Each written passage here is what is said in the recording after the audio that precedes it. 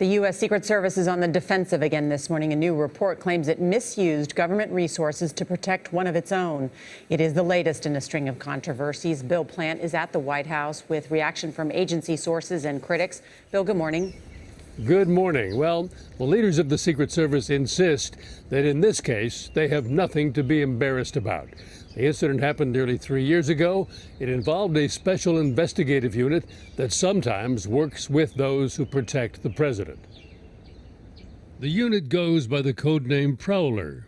Over the July 4th holiday weekend in the summer of 2011, they were sent here to rural Maryland to check on then-Director Mark Sullivan's assistant.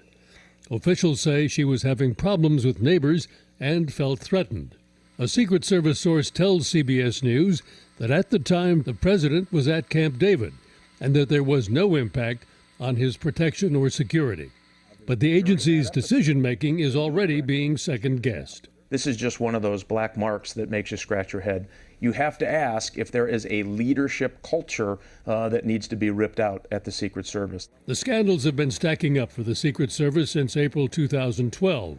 That's when agents assigned to protect the president during an overseas trip to Colombia brought prostitutes back to their hotel. The next month, Sullivan apologized to Congress, but argued that it was an isolated incident. I'm confident this is not a cultural issue. This is not a systemic issue with us. Sullivan left the agency last year and was replaced by Julia Pearson.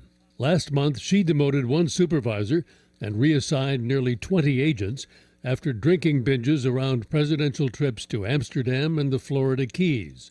But with this most recent incident, the agency is pushing back hard, insisting that it's appropriate and not unusual to step in when an employee's physical well-being is threatened. Ralph Basham is a former Secret Service director. We are a very close-knit, tight organization. We take care of our people. It would not be the first time that happened. Well, current Secret Service officials also vehemently deny that there was anything wrong with that surveillance mission. Former Director Sullivan, who was in charge at the time, told CBS News, "I believe the response was appropriate." Current Director Julia Pearson has referred it to the Department of Homeland Security's Inspector General. Charlie? Bill, thanks.